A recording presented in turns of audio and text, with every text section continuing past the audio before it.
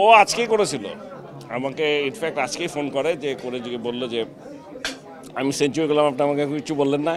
আমি বললাম এটাই জীবনের প্রথম নাকি? বললো না, ডিপিএল এটাই প্রথম। ক্রিকেট নিয়ে কোশ্চেন করি, কালকে বাংলাদেশ দারুণ ম্যাচটা নিয়ে জাস্ট কেমন উপভোগ করলেন?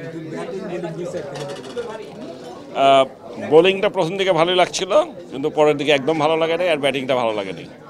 যদি তামিমের 50-র কথা বলি, যে বাংলাদেশে টি-20 অভিষেকে সেকেন্ড ব্যাটসম্যান হিসেবে, শুনেন, কেউ 50 করলো, উইকেট পেলে, রান করলে তো ভালো লাগবেই, এই যে জিতেছে সেটা তো ভালো লাগবেই, কিন্তু আমি বলছি যে খুব একটা যে ভালো লেগেছে সেটাও বলতে পারছি না। কারণ আমি বলবো যে ব্যাটিংয়ে এখনও মনে হচ্ছে আমরা স্ট্রাগল করছি। বোলিংয়ে যে অবস্থায় ছিল, 7টা উইকেট পড়ে যাওয়ার পরে 40-41 রানে, তারপর এত রান করতে দেওয়া, এটা আমাদের পুরনো অভ্যাস, সেটার থেকে মনে হচ্ছে এখনও বেরোতে পারিনি। We have to get rid out of it. 1-2-3 ঢাকায় জমি জিতে নিন 100% ক্যাশব্যাক সহ 20 কোটি টাকার পুরস্কার। লিটন দাসের ব্যাটিংটা নিয়ে একটু কনসার্ন কিনা? ও তো লিটন দাসকে তো সবসময় আমরা জানি যে হি হ্যাজ ট্যালেন্টস, কিন্তু বেশ কিছুদিন ধরেই ও আউট অফ ফর্ম। কথা হয়েছে জালাল ভাইয়ের সাথে, কালকে রাত্রে কথা হয়েছে।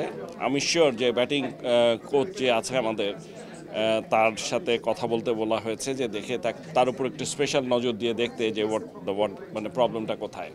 বাট আশা করা ছাড়া তো কিছু করার নেই। মোস্ট অফ দ্য কান্ট্রি হচ্ছে ওয়ার্ল্ড কাপে সেটা দিয়ে দিয়েছে, বাংলাদেশ আসলে ঘোষণা করা হয়নি, আইসিসির কাছে হয়তো কথা পাঠাই দিয়েছে। কেন, আপনার কি মনে হয় কোনটা কি পেলেন? আমি তো সবই পেলাম, যারা ইনজুর তারা ছাড়া সবই তো আছে এখানটায়।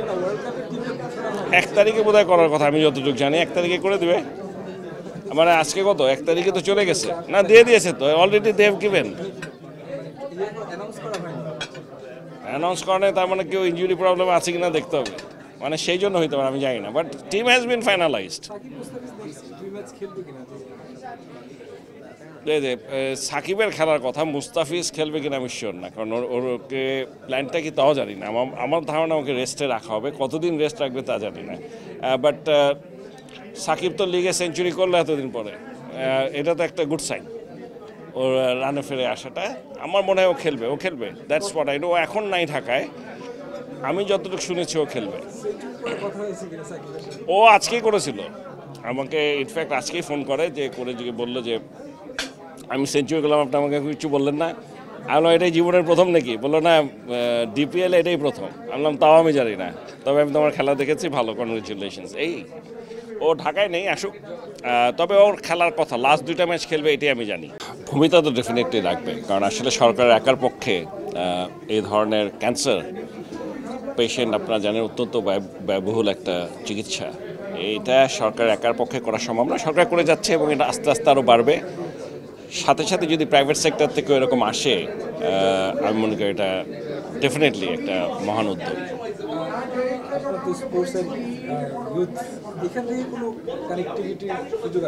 দেখা যাক, দেখি, মানে চেষ্টা তো করবোই।